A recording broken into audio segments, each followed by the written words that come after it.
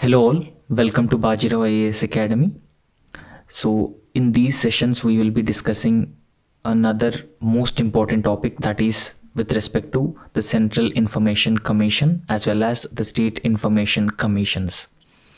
So the Information Commission, whether it is at the central level or at the state level, it is constituted as part of the RTI Act of 2005. So we all have some basic idea with respect to the Right to Information Act of 2005.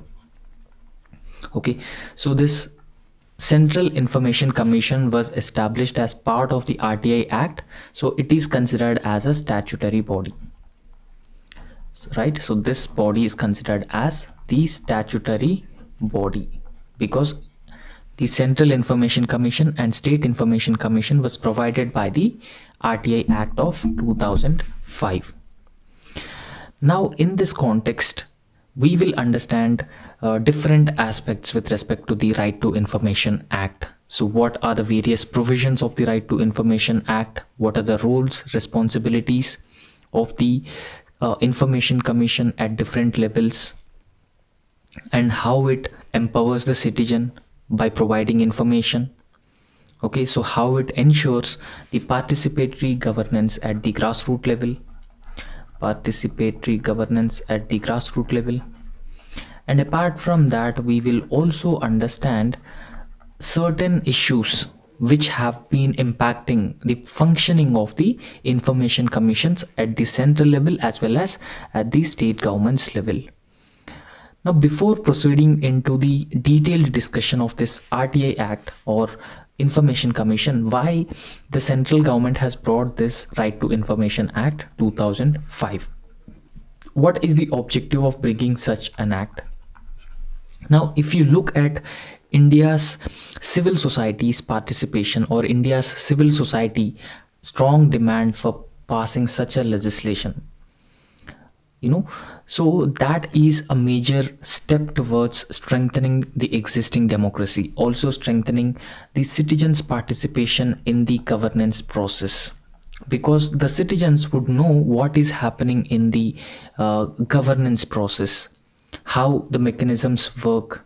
Therefore it helps us bring in more transparency in the administration. So along with more transparency, it also helps in bringing in more accountability.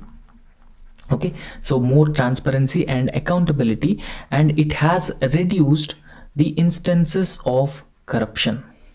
Not just the corruption, it has also brought out the unholy nexus between the corporates and the bureaucrats and the politicians. So therefore, in a nutshell, RTI Act has adequately empowered the citizens. We can say that RTI Act has adequately empowered the citizens by providing information on the governance. So in fact, the Supreme Court, in one of its judgment under Article 19(1) subclause A. So in this particular article, Supreme Court in one of our judgments held that the right to information is a fundamental right under this particular article. So because of this reason, right to information is very important, and right to information is guaranteed and protected under the fundamental rights, and there are certain institutional mechanisms provided by the legislation, so they ensure that every citizen receives the information as he or she desires. So in this context, we will briefly understand why this RTI Act or Central Information Commission or State Information Commission and their functioning is in news. So recently, Supreme Court has cautioned the government that RTI Act 2005, that was passed in the year 2005, so would be reduced to a dead letter. So this essentially means that the RTI Act has been weakening over a period of time. Okay, so RTI Act has been weakening over a period of time, and over a period of time what happens?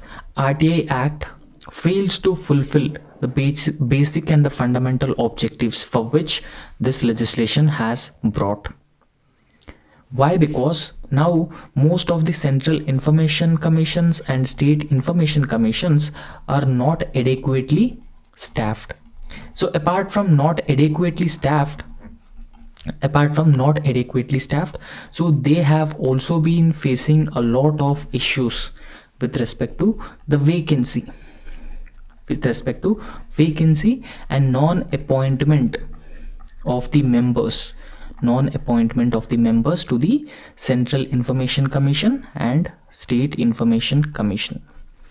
Now if you look at the Central Information Commissions, so it should have one Chief Information Commissioner plus not more than 10 Information Commissioners. Okay, so this is with respect to the Central Information Commission, and State Information Commission also have the number similar to this. Okay, so we have briefly understood what is this RTI Act and what is its objective, what is the Central Information Commission and State Information Commission, and why they are in use in recent times. So in this lecture we will be discussing about few things with respect to the Central Information Commission and RTI Act. The first that we are dealing with is what is Central Information Commission and State Information Commissions established under the RTI Act of 2005. So next we will discuss about the significance of the RTI Act. What is the significance? Why the RTI Act was brought into force? Then we will proceed into discussing about the information commissions, the respective information commissions, what was their functions, what was their responsibilities. And finally, we will also discuss the concerns that were raised by the Supreme Court, as well as the issues that were plaguing the functioning of the Central Information Commission and State Information Commission as well. Okay, so first we need to understand some facts related to the RTI Act. So as I have already told you these facts. Now if you look at the RTI Act of 2005, there's a section. So the section is Section 2 Clause J. Okay, so this is Section 2 Clause J. So this section in the RTI Act or under the RTI Act defines right to information. Okay, so it has provided a specific definition of right to information. So it is a right to information accessible under this act, which is held by or under the control of any public authority. For example, there are various public authorities and citizens may show a certain interest to get the information from these public authorities, and this information may be used by the citizens to know how the welfare programs, how the expenditure has been spent on those programs. Is there any leakages in the expenditure, the government expenditure, and how these public authorities have been functioning? So everything will be known, understood under the RTI Act. So RTI Act has clearly defined, Section 2 Clause J has defined the RTI Act. Okay, so what is the right to information was defined under Section 2 Clause J. Okay, so as I have already told you that the RTI or right to information, okay, so right to information was included as part of the fundamental right by the Supreme Court. So however, here you have to remember that it is not just confined or limited to Article 19 Clause 1 and subclause A of the Indian Constitution. Rather, it is also included as part of Article 21 of the Indian Constitution. So here Article 19 talks about freedom of speech and expression, and Article 21 talks about right to life and personal liberty. So therefore, right to information has included part of Article 19 Clause 1 and subclause A, and Article 21 is also included in the right to information is also included in the Article 21 of the Indian Constitution. So as per the Supreme Court judgments, various Supreme Court judgments. Now, for every department or for every institution, there is a nodal agency.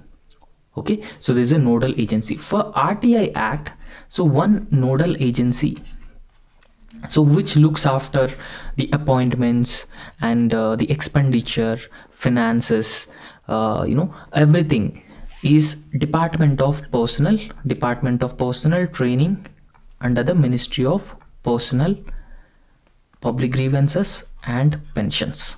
Okay, so RTI is under this particular ministry, and under the ministry, Department of Personnel and Training. Okay, so this is the nodal agency of the right to information, or Central Information Commission or State Information Commissions, so in the respective states. So after that, we will also briefly discuss the objectives of RTI Act. So why RTI Act has brought into the force. So it has a set of objectives. So the first and foremost and very important objective is to provide a practical framework. Okay, so when you have the law or legislation, it clearly delineates which information should be provided and which information should not be provided, and what is the timeline of giving such information. Okay, so timeline of the information, and appointments, and the term of the members who are appointed to the Central Information Commission and State Information Commission. So everything is clearly mentioned in a legislation. Okay, so because of this reason, RTI Act of 2005 was brought into force. Okay, so it will have a practical framework. So through this practical framework, citizens can access the desired information. Okay, so the information that they want can be accessed through the practical framework that was established under the RTI Act. Okay, secondly, I have already explained you that it will result in transparency and accountability in the functioning of the government. Okay, so how it ensures transparency? For example, imagine finances. The government has allocated a certain sum of finances to one particular program. For example, Mahatma Gandhi National Rural Employment Guarantee Program. Okay, so the government allocated finances. However, even in Manrega, corruption and leakage is a major problem. Corruption and leakage is a major problem. So, however, through the RTI Act, the citizen concerned can get the information over the amount of finances that were allocated for the Manrega, and number of workers who are part of Manrega, and number of work days, and wages distributed, wages delayed. So everything will be understood through the information that is provided by the government to the citizen. So therefore, it will help the citizen to unearth instances of corruption and leakage. So because citizens are now actively getting the information, so they are having a basic knowledge about the loopholes, the administration would be cautious, okay, while spending the expenditure on the desired welfare programs. So the administration would be very cautious. So that ensures transparency and accountability in the working of governments and their instrumentalities. Right? So this is the second most important objective. Because of this reason, RTI Act was introduced. So after that, it will develop an informed citizenry. So this essentially means that it empowers the citizens. Okay, so it empowers the citizens with information. Please remember, information is the power. So information help citizens to know about their rights. Then they start questioning the authorities. So because of this reason, it results in informed citizenry, and it also results in participatory governance, and that further strengthens the democracy as well. Okay, so the next most important objective, it also contains the corruption within the administration or any other public agencies. So when we are able to contain corruption, then the welfare benefits would be taken to the grassroots level, or to taken to the intended beneficiaries. Okay, so apart from that, it will also lay down certain assumptions, because in public authorities, not all information may not be provided. Okay, so there may be certain information, it is considered as sensitive information. Sensitive information. So when we talk about the sensitive information, information that may be that may be concerned with the national security, that may be concerned with the national security, and information that impacts the operations of the armed forces, impact the operations of the armed forces. So such information is categorized as sensitive information, and this sensitive information will not be provided easily under the RTI Act. Okay, so the RTI Act has also provided certain exemptions for the disclosure of information. Okay, so when the disclosure would likely conflict with the larger public interest. And similarly, this particular legislation, RTI Act 2005, has provided for the Central Information Commission plus State Information Commission at the state level and also at the central level. Okay, so it constituted the supreme authority and the highest decision making bodies under the Act. So this supreme authority and highest decision making bodies under the RTI Act of 2005. Now we will briefly understand the significance of the RTI Act of 2005. So what is the significance of bringing such a legislation? So first, it results in informed citizenry, that we have already discussed how it creates or results in informed citizenry, because now the citizens can question the government with the information they have. Okay, so when citizens have the information and citizens get to know about the loopholes and get to know about the corruption that has been taking place in the government departments, then citizens can question the government, because now they have the evidence to question the government, so thereby holding governments accountable, right? So now citizens can question the governments over various policies and measures, and it forms the very essence of democracy. So remember, the definition of democracy is by the people, for the people, of the people. Okay, so people are at the center in a democracy. So therefore it strengthens the democracy further, particularly in a country like India, where transparency is at its lowest levels. Okay, so next we need to talk about the accountability aspect as well. So accountability, how it inculcates accountability, because now citizens have access to the information. Okay, so earlier citizens are not empowered with the information, but now citizens have access with the information. So this is particularly with respect to the government schemes, government affairs. So everything, they will have the information under the RTI Act, and this helps citizens hold governments accountable for their respective actions. Okay, for example, if the government has been doing anything wrong, and the citizens can acquire the information and holds the government accountable, right? So good governance, so that is being emphasized in recent times a lot. Okay, good governance. For example, the government has come up with a theme called minimum government, maximum governance. So that is also in line with the idea of good governance. Okay, so it is also expected that the RTI Act will result in good governance in the country. So because it has a twin benefits of empowering citizens with the information. Okay, so empower citizens with information, adequate information over the functioning of the government agencies, and it will also contain corruption. So therefore ultimately it results in good governance at the different levels. Now good governance will ultimately benefit the citizens, providing these services on time, and it will also usher in doorstep delivery of services to the citizens, right? Now for any democracy or for the success of any governance structure, citizens participation is very, very important.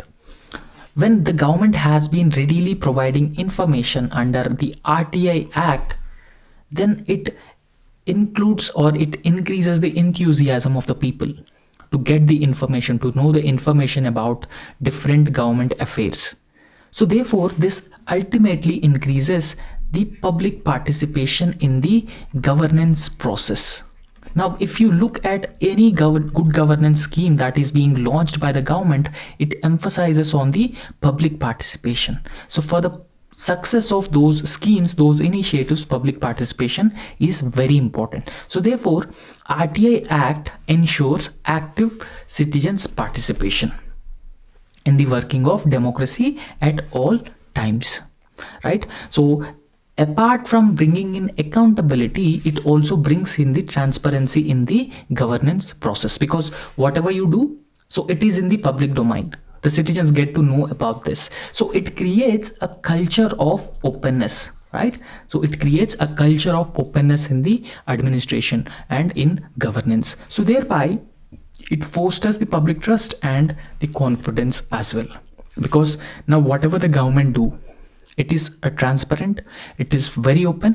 So therefore, it helps in further increasing the public trust and public confidence over the governance and the administration. So that is a very important, right? So as I have already told you, it is included as part of the fundamental right under Article 19 clause 1 and also Article 21 of the Indian Constitution.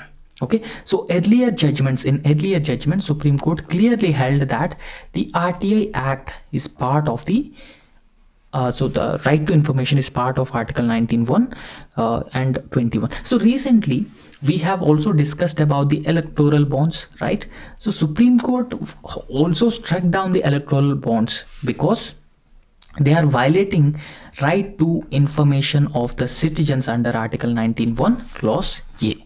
Okay, so because of this reason, the Supreme Court has declared electoral bonds as unconstitutional, right? So fundamental right, so the right to information is included as a fundamental right. Now in this context, we will briefly understand few facts about the Central Information Commission as well as the State Information Commission. So as I have already told you that the Central Information Commission is constituted by the central government and State Information Commission is constituted by the respective state governments. Okay, so what is the composition of the State Information Commission and Central Information Commission?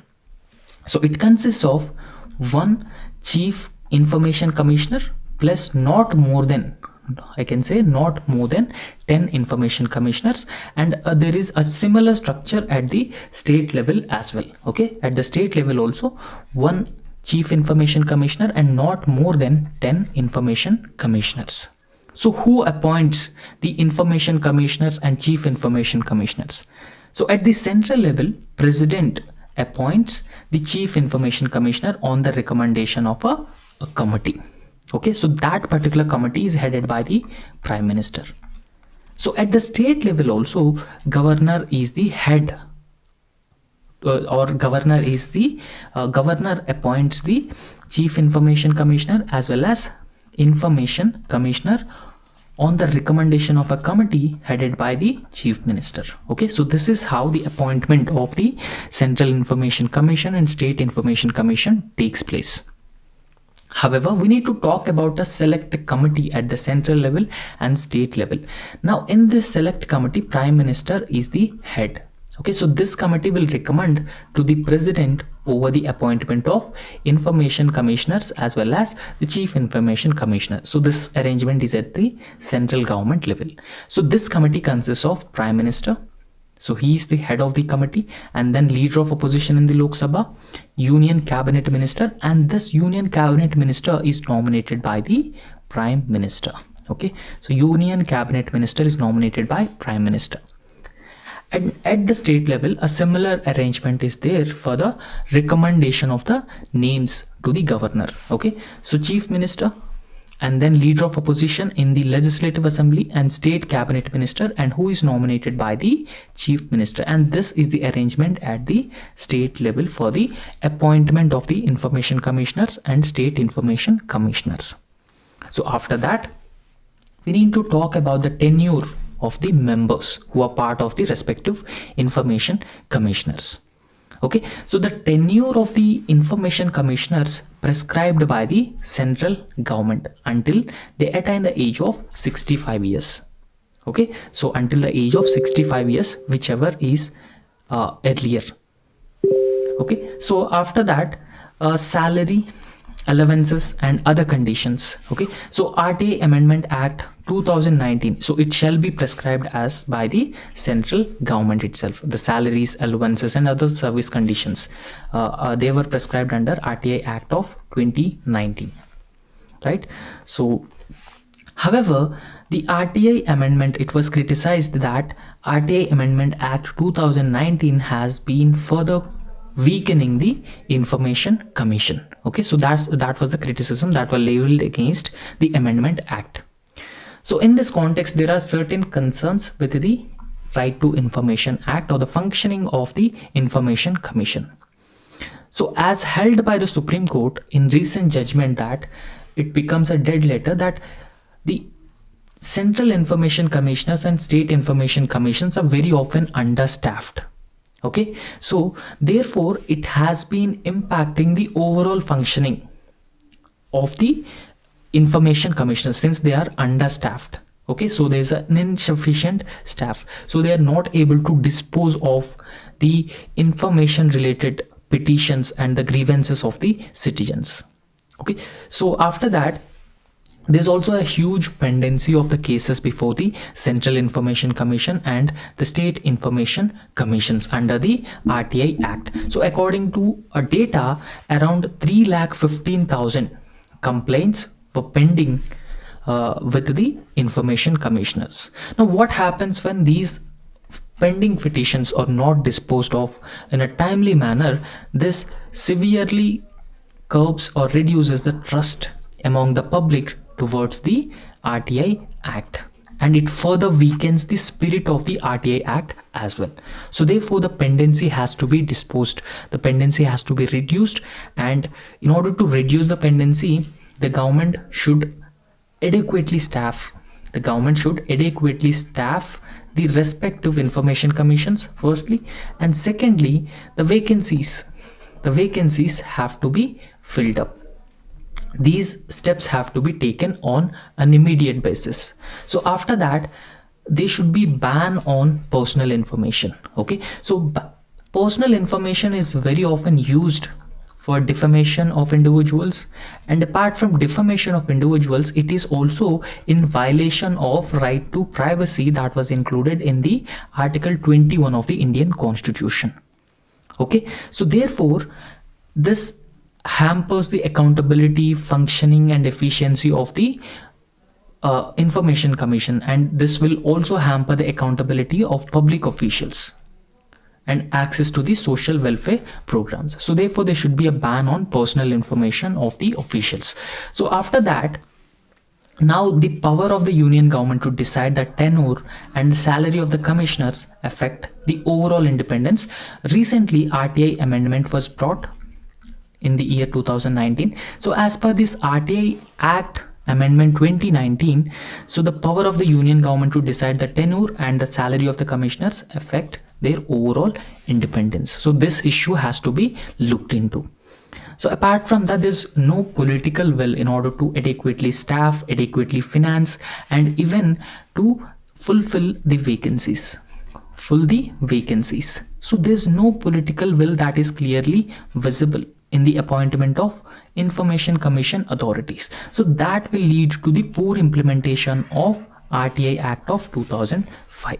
Okay, so that will lead to the poor implementation of the RTI Act. So these are the concerns that have to be looked into while implementing the Information Commission. However, there is no doubt that it certainly empowers the citizens and strengthens the democracy. So therefore, whether it is the government or the civil society or the judiciary should look to further strengthen the information architecture in India, providing information on timely basis to the citizens. So that would certainly strengthen the participatory governance and democracy in India. So that's all about the RTI Act. So please subscribe to our YouTube channel and also hit the like button if you really like our work. Thank you.